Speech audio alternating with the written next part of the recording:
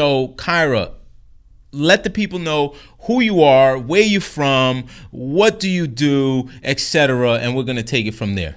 Awesome. Well, hello, everybody. I'm excited that you're here. I am Kyra Hardwick. I am the founder of the Kyra Company. I'm a business strategist, business development expert. I help businesses develop, grow, and enhance their landscape as they build out and serve their clients. And so my objective in life is to make sure that businesses have the absolute ability to grow successfully and to scale. So that's what I do. I'm also the founder and CEO, I don't know if you know this, Yes. of Imagine Excellence, a youth leadership organization. It is 11 years old this year. Love it. Yes, so I have had my hand in the community service and philanthropic pot for a little bit, and I've had an opportunity to really, really change and impact the lives of youth across the nation. We touch or impact about 3,500 kids every year. Wow. In the school districts as well as in the community. So I'm very proud of that work. And I'm excited to be on the show with you today to talk about quitting, because I've quit a few things in my life. Okay, good. Well, this whole quitting movement is, the term quit for most of our lives, and probably still now, has a negative connotation, right? Oh, yeah. So, especially me being an athlete back in the day, coaches always used to tell me, quitters never win and winners never quit, right? Yeah. But here I am in 2019, and I'm saying there's a difference between quitting and giving up. Okay. So the quitting is the process, right? Okay. So along this road of life, like I said before, there's going to be things that you're going to have to quit in the process, okay, right? Before we went live, I was talking to Kyra, and I basically said, listen, in this road of life, right, in this consulting that we both do, we're constantly asked, what do I need to do in order to take my business, in order to take my personal growth to the next level? And about a year and a half ago, I had this epiphany while consulting, right? And it was, there's nothing that I can tell you to do that will help you if you do not quit. Yes. The thoughts, feelings, behaviors, and people that are holding you back. Yes. Right? Yes. And we talked about this culture thing, right? So why don't you dive in a little bit about that culture thing that you were talking about earlier? I sure will. And I will say this. One of the things that we always circle back to as consultants, I'll say, is the business can do whatever it's doing. It can grow as fast as it can grow. But it always comes back to that leader that has made a decision that they want to do more. And so I find myself saying, I hear you, I see it, but let's talk about your professional behavior. Let's talk about your personal challenges, your roadblocks that keep showing up for you. Let's talk about this mindset that keeps showing up for you. And so one of the things we were talking about relative to culture was that everyone has their own unique personal culture. And sometimes we forget that we have a culture that is kind of, it's adorned to us. So when I show up, we were talking about this, people typically expect me to show up with a level of energy on 10. Mm-hmm. I'm typically smiling, I'm typically bouncing and bubbly and moving around, and I'm excited, but I'm also very pointed and very deliberate. And I get in and I listen with both ears. Ooh, that's a good one. That was good. I'm working on my belt. Wow, yeah. And I am. And so I'm paying attention to more than people out typically, think that I am. And I am very intuitive, and I watch behavior, body language, all of it, right? And so for me, that culture that I bring is important. And so my show up ready concept, right? The idea of showing up ready to go, focused, prepared for the conversation, prepared for the client, prepared for the industry conversation is important. Right. And so my culture should speak for me at all times. You should be able to describe my culture after I've made impact with you. Right. Yeah. Right. And that's so very important. In organizations, we always talk about culture, and I'm a huge proponent of culture because that at the end of the day, that's going to bleed out into everything. How you take care of your customers. Are you there on time? Which I'm a pet peeve of. Okay. Late. Yeah. Oh my God. And my thing is, people, oftentimes you don't get a second chance to make a first impression. True. Right? True. And I'm also a firm believer that no opportunities are lost. It's just those opportunities are taken by the person who was prepared for that particular opportunity. That was really good. What? That was good because you like that? I did. Because sometimes we think we think we lost our opportunity. No, you didn't. You it's not yours. The opportunity still exists. It's actually gone to the next best candidate. That's right. And so it's not a loss. It's actually spent on someone else. That's right. So you need to now re-up and reanalyze and recalibrate so you can show up ready to actually apprehend it next time. Exactly. Yeah. Exactly. So Kyra, Yes. we were talking earlier and you said that you are from Detroit. I am. Is it D-Town? No, it's what? It's the D. It's the first D? of all. Okay, all right. All of my Detroiters, it's what up though. That's our What up, signature. though? You don't get to do that. Oh, I'm sorry. New York don't get to do that. No. And so for those What up, yo? Yo. Yeah, I hit you with the yo. First of all, Jason, here's the funny part. Nobody respects my gangster. Okay. I love it. Hey, I've never been to respect my Detroit, gangster. but I've heard some things about Detroit. Yes. Yeah, I'm not messing with Detroit. So I have a whole laughable conversation around, my ability to really represent like I want to with my corporate self. Yeah. But I do what I can for the people because I am from Detroit. We really grew up in the suburbs. Like, let me just be real clear. Okay, cool. But 11 years in. It's no. Hey, listen. It's all good. It's all good. So we're in H-Town. We're broadcasting live from H-Town today, and so take us back a little bit, Kyra. Entrepreneur, just being an entrepreneur, right? Is I would say it's globalized. It's put out there like it's the thing to do.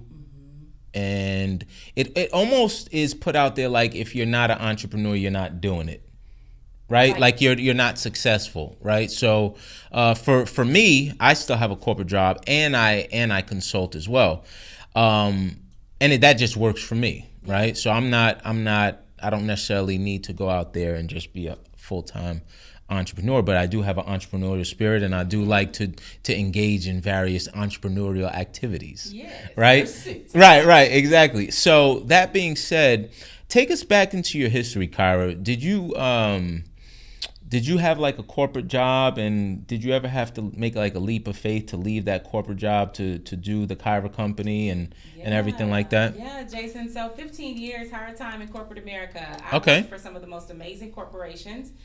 In automotive design, I was in operations and business development with General Motors. I started that job subbing for someone or coming to backfill for someone that was going on a maternity leave. Mm-hmm. It was a contract opportunity, and 5 years later, I was still there. So I made my mark, and I stuck it out. So I've always been an intentional, focused, dedicated worker. And I say worker because at that point, I was really a worker. I was learning how to work, and then I became a player.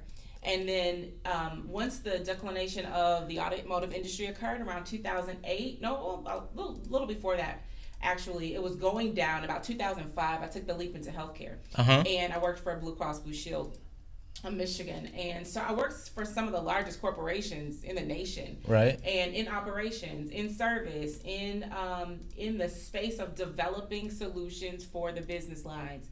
And from there, when I moved to Texas, I went into the very unsexy role of operations director for an electrical distribution company. Okay. There's nothing exciting, nothing glamorous about that. I was just working in like one of the most glamorous roles at GM, but in there, I was kind of I was the pretty swan. I won't call myself the black swan. Okay. I was the beautiful caramel swan there because I was coming in. I'm not a Texan, so I didn't have that Texan fight in me. I had a Midwestern coming from a unionized environment. I'm all pro-employee, pro-equality, really looking for the regimented structure. And so I came in with my operational boots on, ready to really roll up and go. And that was good, but it created a little bit of friction. Got you. They didn't invite me to go dove hunting. I don't know why. They didn't invite me, to go out when it was time. Good old boy network, huh? You weren't invited, huh? I wasn't invited, and I didn't understand why. And so, I'm just kidding. And so, my point is, I wasn't necessarily the one to take the leap of faith, but I will tell you how I ended up in entrepreneurship. So, I remember walking up and down the hallway one day, doing my thing.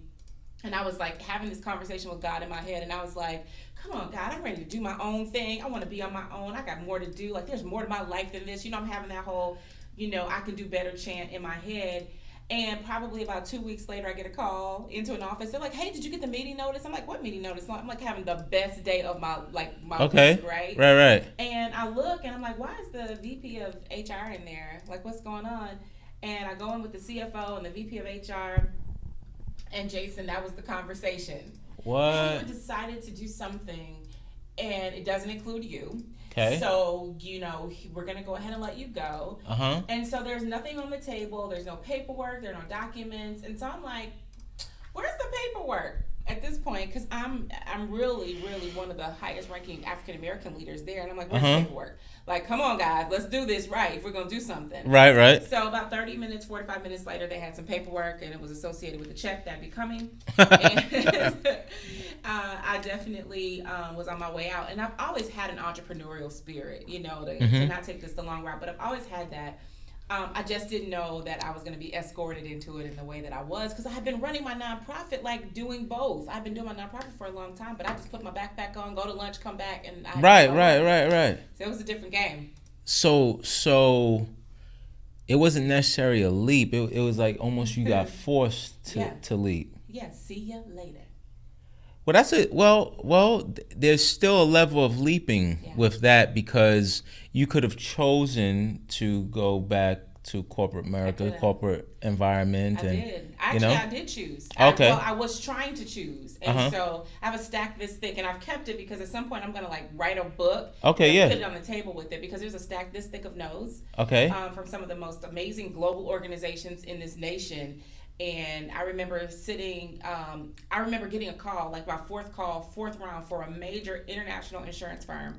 And the HR person was like, "Miss Hardwick, I'm so sorry, but this VP and this director and this VP want to talk to you one more time." And she said, "I told them you're not driving up here again. They're going to do it via phone or Skype." Okay. And she was just so apologetic, because what was happening was, because of the rank and level I was coming in at and the delivery that I had, I just have to assume that I was on that level. Right. They couldn't find the right fit for me. And so I remember God saying, these people are trying to figure out who they're going to get rid of to keep you. Seriously. I was sitting at the Galleria in the district office at Dillard's, talking to them about a leadership role in strategic leadership. Right. And I'm sitting in this guy's office, like cushy office, corner chairs, and we're sitting there, and we're just chatting it up. And I remember looking at him, and I heard God said, he's trying to figure out which lady to let go. And I had met the women in the office that are back, making decisions around business structure and all that. Right. And I looked at him and I said, "Thank you so much. This has been amazing." And I left, and I never heard from them again. And I knew that was the path. And so finally one day I was at a prayer. All this stuff, the Lord really was on me, right? Good. So I love it. Yeah. I was in the back of a church leaving a prayer service. And I'm one of those girls that you don't leave until the benediction, but I was ready to go. I was ready to go. Right. But I was still standing in the back because, old school, right? So I'm standing back there. I'm like, let me wait for this benediction. Right. And the Lord just dropped it on me. He said, "You're already the CEO." Yeah. And I was like, wait a minute. Love it. I heard that. And so then at that point, I really went in and worked full force on Imagine Excellence, and we grew like 200% like over the summer. Wow. It was bananas. Yeah. So this is one thing that you said that really resonated with me. You have a stack of no's. Oh, I have a stack of right? I still Right? have, yes. So there's a couple things, right? So one, I want you to talk to how corporate prepared you to be a CEO of your own business, very successful business, Pinnacle Award nominee, right? So excited. Awesome. I love to hear things like this.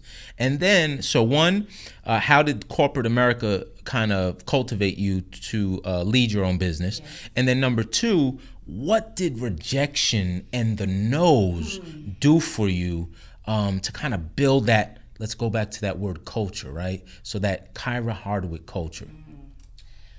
Ooh, so this is big. So right. I told you we going in. We going in today. So what I think what I know corporate taught me was how to be a leader, how to be operational, how to understand metrics and people, to get people to meet the metrics and metrics to meet the people, and profit to rain down from there. I learned that in corporate America. Got it. I learned how to work with every tier, from the VP, senior VP, the executive levels, the board, all the way down to the janitor. I learned it. Right. And I understood how to communicate. I understood how to make decisions, how to get people rallied around ideas. And so I learned what I think, well, obviously what was innate in me, but I really learned how to serve people. Love it. I learned how to serve people, and I know that came, from the rigor and the development that I went through, through in all of those roles. But I will tell you that my time at the Blues is what we call it. Man, they poured into us in such an incredible way, and I had mentors that like anchored me in an understanding on what it meant to be a Black woman in corporate America, how you show up, how you dress, how you prepare yourself, how you communicate, how you document. Yes. Like, how to really lead this charge and know that there are people behind you. And so that was big. And my mentor, I remember her pulling me to the side. Her name was Jackie Lee. She's passed away. And she said, come in my office, because they had been talking about me. Because I had like this little entrepreneur spirit, but they couldn't figure out what it was. I thought I was like a rogue, right? Right. They're like, what is this? I've heard you say the word I 75 times. Your peers are counting and you keep saying I. I was like, what do you mean? But I got it. Right? So what was happening was, my team was meeting their metrics. We were like 98 percentile. We were like top of the line, getting hitting all the goals. And my team, my peers of leaders, they weren't. So where I might have had all my one-on-ones done, I had my attendance was up to date, my FMLA charts were up to date. I mean, I was a real supervisor. Yeah. Like for real. Like my numbers were good. Right. All my stats. My peers were struggling. And I remember it was like a revolt on the floor. Like it was maybe 12 of us or so. My peers were struggling, and my leaders was like, what is going on? Kyra, they're coming for you. Like, I had this group of people that loved me at lunch, but they were coming for me behind my back. Wow. Because I kept saying and I was so interested in what I could do and how I could do it. Okay. We had this whole revelry come to Jesus meeting. It was like they had a whole, what do you call it, intervention? Yeah, intervention. I got you. And I'm like, is this about me? Like, I thought we were just going to lunch. This is about me. And so what they woke me up to was the fact that I may have been achieving. Yeah. But they weren't, which meant that the team wasn't successful. Love it. That was huge. Take that note. I had to quit saying I. Cool. I had to quit saying I to lead sentences. They challenged me to not put I in any of my emails. Like, I couldn't start a sentence. I couldn't start a phrase with the word I. So you had to quit saying I. Quit saying I and realize that the team was more important. Oh. That was big. High five. Give me all my five. What? The team was more important. Yeah. Now, one thing that I also heard you just say was the ability to serve. When you're doing a business from the service mentality, right? And in my opinion, there's various types of leadership, but the best type of leadership, in my opinion, is servant leadership, right? So if you have a leader that's saying, hey, follow me, let me show you how to get dirty. Let me show you how to get my hands dirty, or get our hands dirty, right? Yeah. And lead by example, right? And talk about we all the time and not I, right? And talk to us about, did you always have that servant mentality? If you didn't,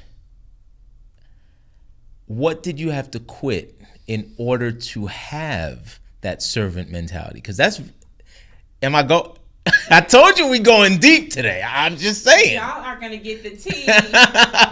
So I'm going to couple this with the second part of the last question, which was, what did going into entrepreneurship and the no's teach me? And so the first thing that I had to shed, you guys, was that pride. Ooh, the P word. Pride, and really being in a place where if anyone's watching me that knows how to read body language, I'm officially looking away and tapping my hands underneath this table. Right? But I had to. Yeah, but you gotta get uncomfortable. It's a beautiful thing. This was the best lesson. So for 9 months, I couldn't find anything, and I was working inside of Imagine Excellence, and then all of a sudden, there was something that morphed and brought the Kyra company to life, and I'll share that. But if we get to that, we're gonna get to it. Okay, it taught me pride was no longer welcome here. Ooh. Not in a way that made me look at things, people, or circumstances in a way where I was greater than it. And although I didn't think that was a part of my character innately, I think in corporate America, you build up this film around you where you literally prop yourself up around the things that you feel like make you great, or the things that you feel like you have to defend or protect. And so you create this barrier, this bridge kind of this wall rather around you to protect you. And so pride was in there. A very self-performing focus was still there. It might not have been as dominant as the eyes, right? But I was still very focused on making sure that my work was recognized and accounted for. I also had to deal with the fact that I've always worked. For 14 years prior to that, right? Since I was 14, I'd never known not having a job. Got you. And so that took me, Jason, through the hills and valleys of who am I? Ooh. Am I valuable still? Ooh. Am I worth it still? Ooh. So you telling me you had doubts? Going deep. Let me just be clear. If I wasn't crying, I was laughing. If I wasn't laughing, I was about to cry. And if I wasn't about to cry, I was about to write a note and then I was going to cry. Oh. It was deep. I feel like I cried and I was upset and I was excited and I was angry. I was every emotion you could think of. I went through every phase and stage of grief because I was left out. Yeah. And this was the first time, and I've always used work. Okay, this is a big moment for me. I don't think I've ever said this live. Okay, hold on. Pan to Kyra. There you go.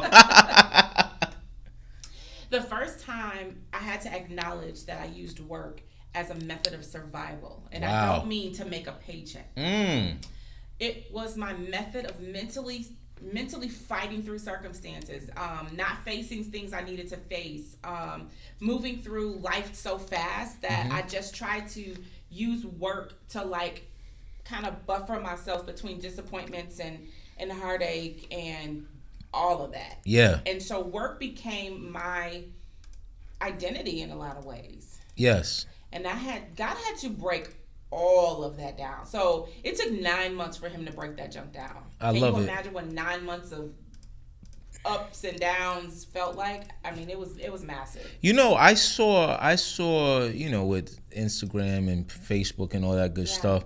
I saw this picture where it was like, okay, what people think success is. It was like a lineal, right? Yes. It was like boom, boom, you're successful, right? Yeah. But then there's this scribbly, like it's like ups, downs, all around, whatever. Then you finally get to where you're going, right? And in all that is the doubt, right? You talked about pride.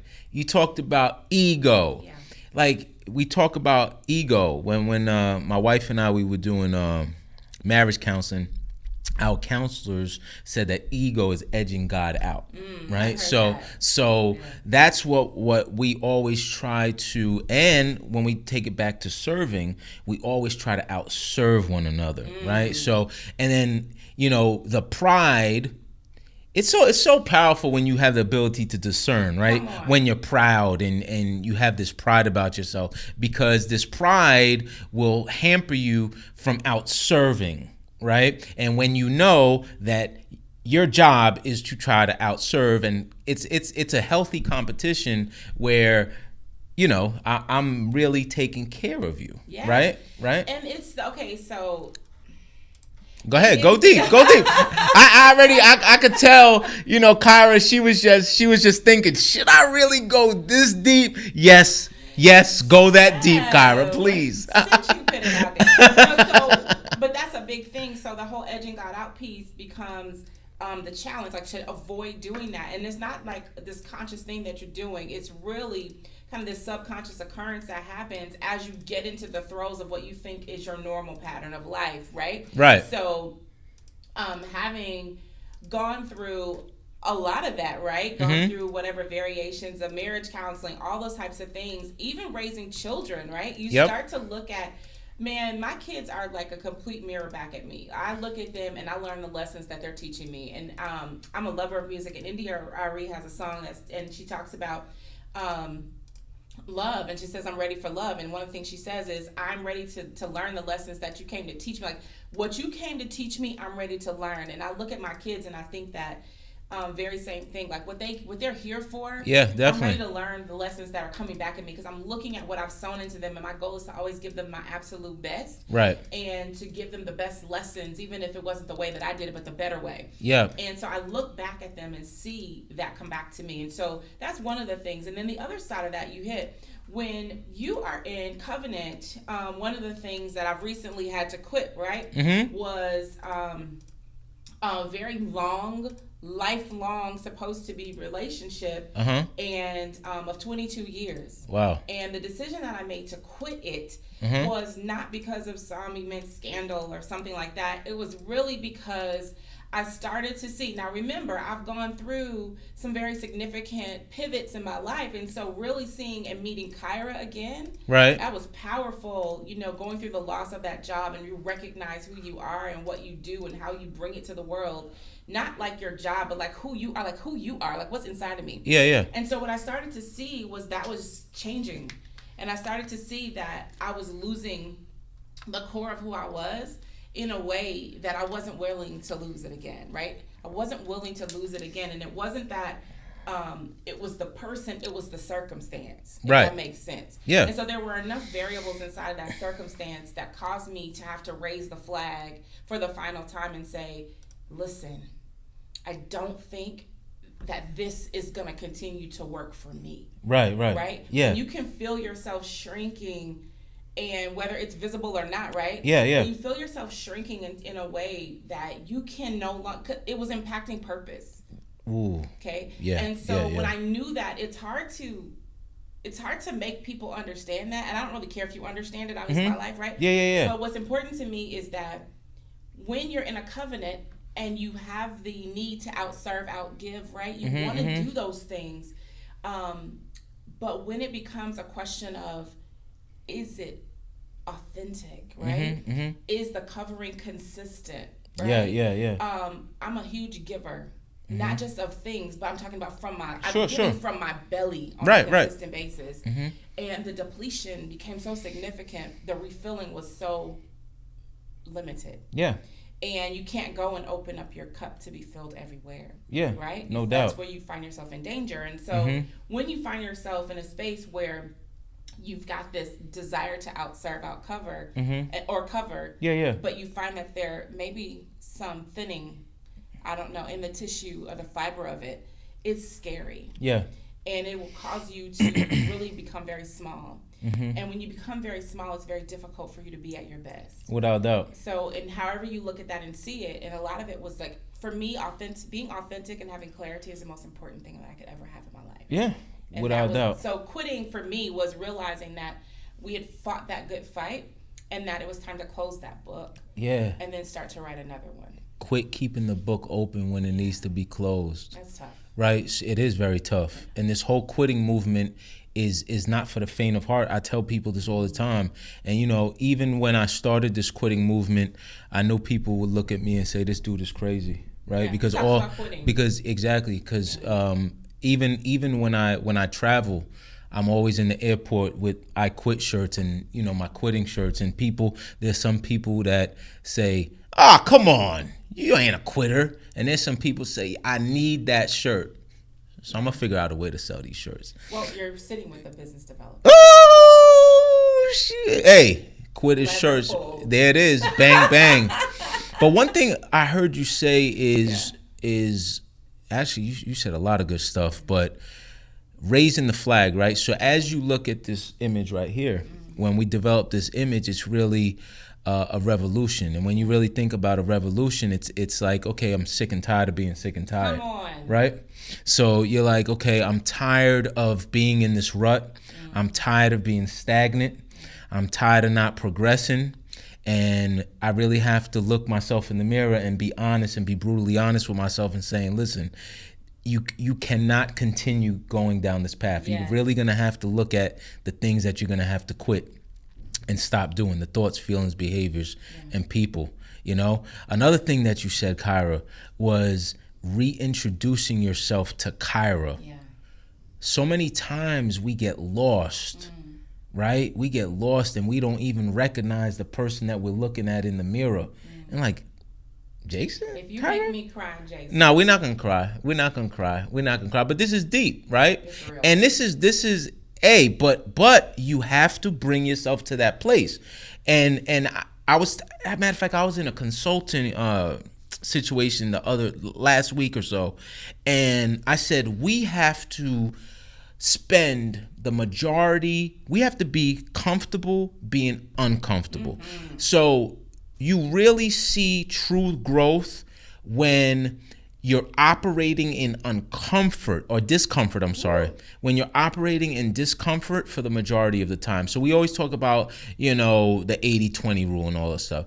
I'm saying you have to be uncomfortable 80% of the time. So she's like, I'm about to go in on you. I'm about to go get that belt now.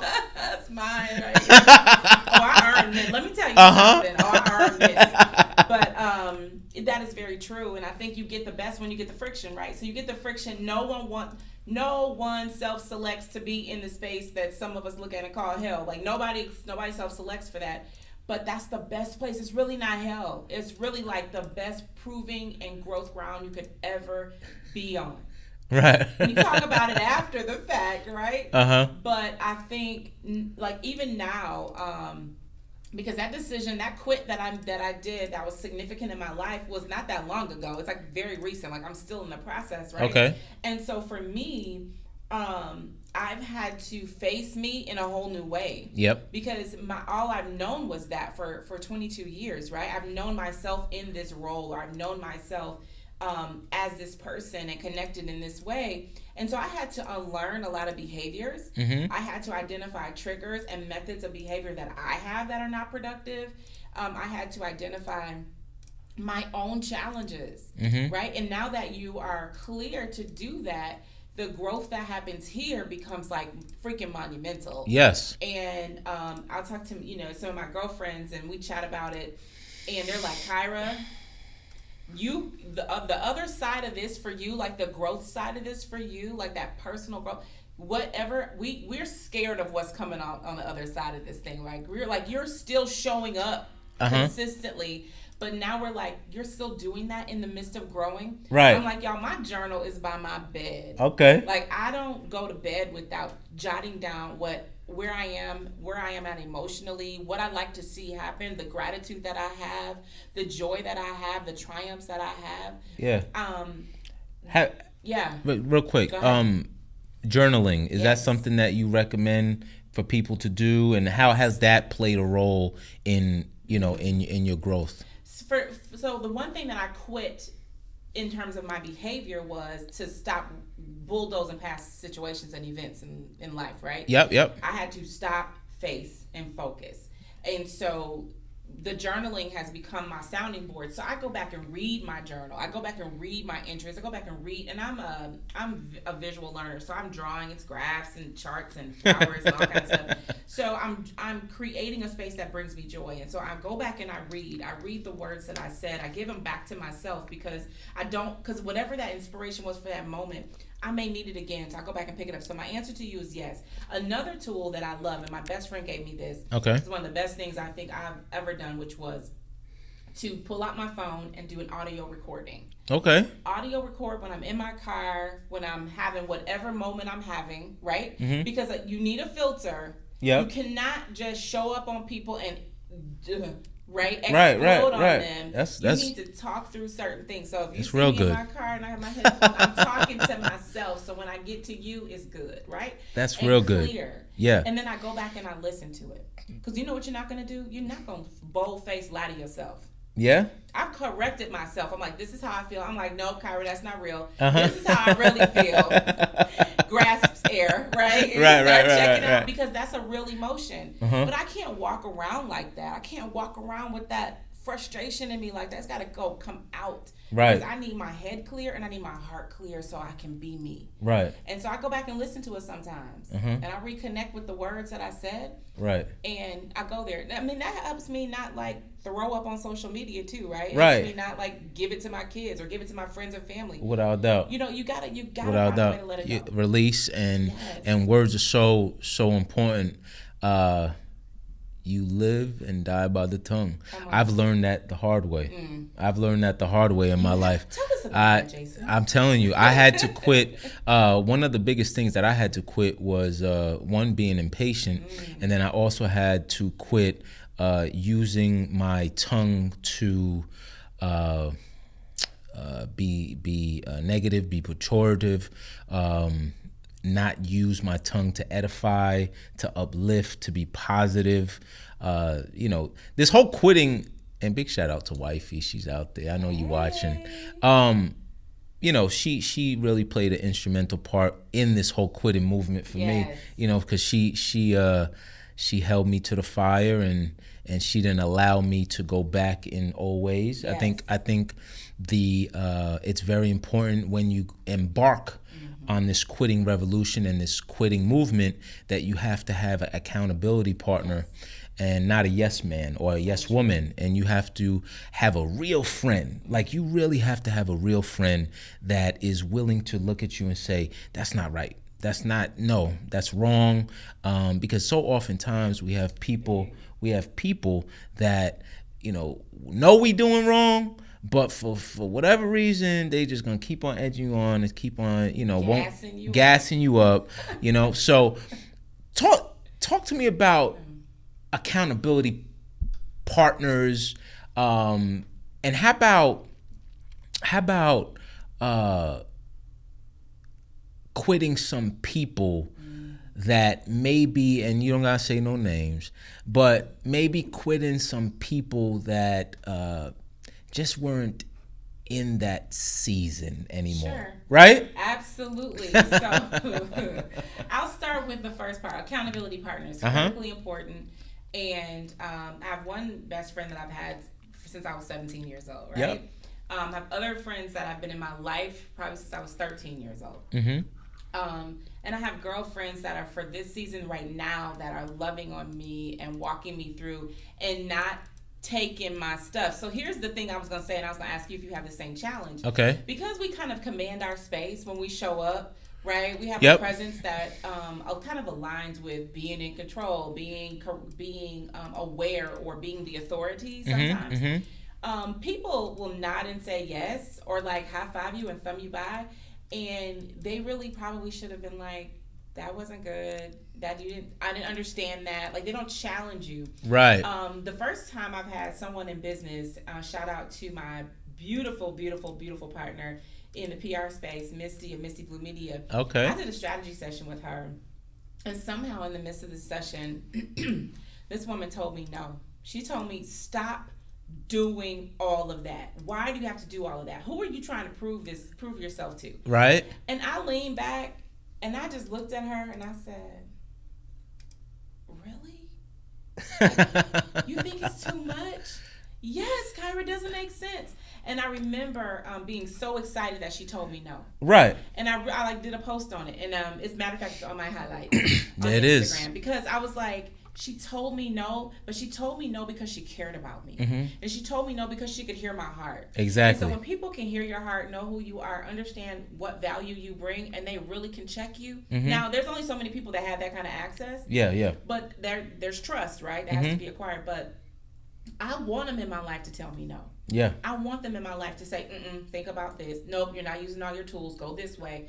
Because sometimes, just like, we're consultants and we're strategists for other people. Whoa, super hard to be that for myself. Whoa. Super hard to be that for myself. Yes. You feel that? Yes. Does that happen to you? Yes, I feel it. Yeah, it's hard. And so we may have great ideas, but sometimes we can't get into that strategic thunder. Isn't that crazy though? Isn't that crazy? I don't know what that's all about. That's like crazy. It's like a hairdresser that doesn't do their hair. I'm like, I want to do my strategy, but I will make a plan. Yeah. I will execute. Yeah, yeah. But you need people to check you on it, call you on it. Definitely. No, yeah. I like when people check me, to be honest with you. Yeah, I really do. Because it challenges, and I feel that a lot better ideas come out of being challenged.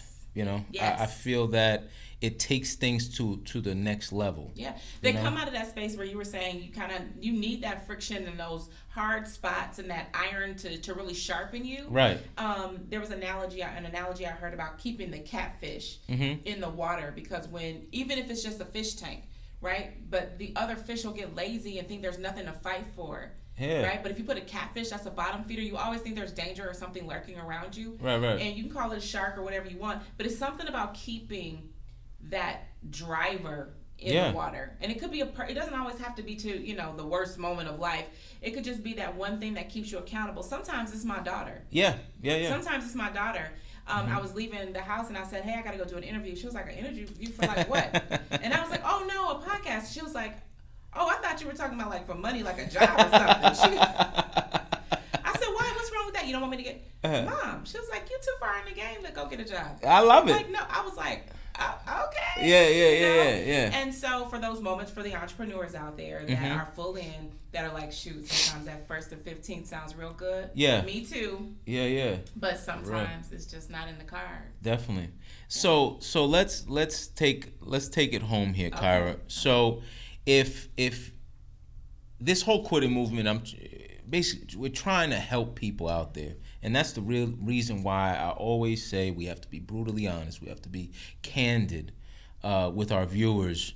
So if you could maybe pick one thing, one piece of advice, one thing that has been profound for you, or maybe help somebody out there in terms of quitting, whether it's a thought, feeling, behavior, or a person, people, what would that be? So I'd have to say that the most critical thing that I've done in my life that I've quit is I've quit making everyone else's feelings, thoughts, understanding, beliefs, desires more important than my own. Yep. I quit doing that so that I could learn how to show up for me. Because sometimes what I did learn is part of that was survival for me. Not that I needed to be liked, but that I served you so that I didn't have to deal with me, maybe. Some of my issues, some of my Kyra-isms that needed to be dealt with. But you keep working at it and you're going to find yourself facing you. And so quitting that as kind of this barrier to entry, so to speak, was one of the best things I could do, because now I've met me in such a different way. And you're like, Kyra, but you're in your whatevers. Years old. How's that? No, seriously, I'm 43. I met me again. Yeah. And I found some amazing attributes that I let lie dormant. Yeah. And I found some amazing words that I stopped saying. And I found an amazing way to love and care for others that I hid because it may or may not have been safe to do so. And so for me, a woman with a huge heart, vulnerable sometimes to a fault in certain relationships, I had to face me and quit giving it away to other people. Well, I tell you what, on that note, I know for a fact somebody is blessed with Kyra's testimony today. I know for a fact that you have blessed somebody and somebody needed to hear this conversation today. And also, the last thing that you just said is quit serving other people, and so you can meet yourself again. Right? That is just profound. One of the things that I have on this actually on my book website is why you should consider quitting, right? And I listed a couple reasons. And the main reason is that we're all gonna die, right? Ooh. We have limited time on this earth. None of us are gonna make it out alive. So why not, right? Why not be the very best that you possibly can be and quit the thoughts, feelings, behaviors, people right now, today, that's holding you back, that's counterintuitive to success. That being said, I am pleased to announce the new quitting champion of the world, Kyra Hardwick. Of the Kyra Company. It has been an absolute pleasure. I thank you for being a guest on the Quitters Revolution. Thank you so much. much. Before we go, Kyra, please let our guests know where they can connect with you, where they can find you on social media, websites, etc. Go. All right. Well, first of all, you didn't mention this, but I am Okay. one of the top 10 women to watch based on Houston Business Journal's. Woo! Yes. I took that home. No doubt. Thank you. No doubt. 2 weeks ago, we took that home. All right. That's so awesome. You can find me And at Pinnacle. finalist. God Ooh, is good. You God guys. is good. I'm God telling is you. good. It's an honor just to be amongst the great. Yep. But you can find me at thekyracompany.com. You can find me at Kyra Hardwick, Kyra Hardwick, on all of my social media platforms. On Instagram, if you're there, it's Kyra Rénel, Renel. And let's see what else. The Smart CEO community is waiting for you. You can come visit us and hang out there. And I think that's everything. All right. Well, this has been, we do have a new Quitters champion. Look at that. And again, my name is Jason B. Montañez. This has been the Quitters Revolution. The revolution has been televised. You can find more about the book. I've got 99 Things to Quit and Giving Up is One at 99, the number 99thingstoquit.com. You can follow me on all social media platforms at Jason B. Montañez. It has been a pleasure having Kyra on the Quitters Revolution podcast. And till next time, take care. The revolution has been televised. See you next time where quitting is winning. Yes. Take care, y'all.